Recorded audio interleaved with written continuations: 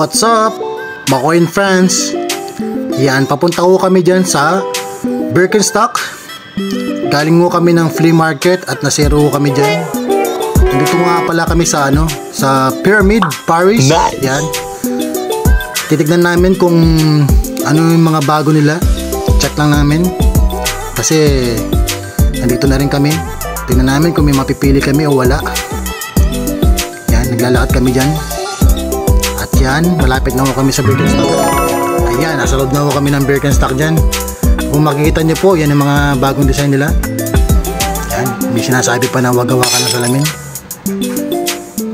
Yan, meron silang mga red, blue, white. Ang gaganda oh. Wow. Uso ko yan dito kasi summer. Sa France kasi pag summer, Birkenstock ang mga uso na sinusuot. Presko kasi sila. Yan, may nakita pala ako dito na kulay red. Yan, kumikintab-kintab po. Wow. Ooh, ganda. At saka meron din ibang kulay. May nakita rin akong blue. Yan, ganda rin yan ng blue. Oo nga pala, 110 euro yung mga yan. Yung mga gamusa na ganito, yan, 140 euro. Bigat, no? Ako kasi, nagko-convert kasi ako, kaya di ako makabili. Yan, ang pambabae din sila. 110 euro. Medyo mabigat din. At, yan, meron pang mga pantrabaho, pwede to. Ito naman po, 120 euro. Medyo mabigat din. Pero kung ano lang, hindi ka nagko-convert, makakabili ka talaga. Uy, ito ang ganda, white, pang summer. Yan, 110 yan. Tapos, dito meron pa dito mga Arizona.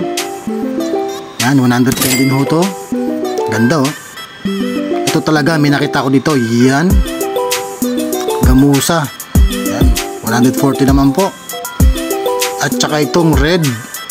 Ito talaga medyo ano ko dito eh. Nagustuhan ko talaga yung kulay, pati yung dark coated niya sa ilalim.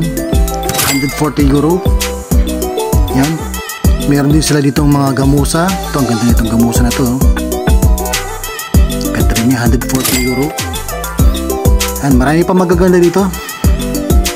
Siguro hintayin na lang namin ang summer sale para makabili. Hindi na pala kami nakapunta sa kabilang side kasi ang daming tao. Masikip kasi, papakita pa sana yung mga pababae na Birkenstock. Ganun na lang po. Salamat po sa panonood. At abangan nyo po kami sa susunod naming video. Maraming salamat po. Bye-bye!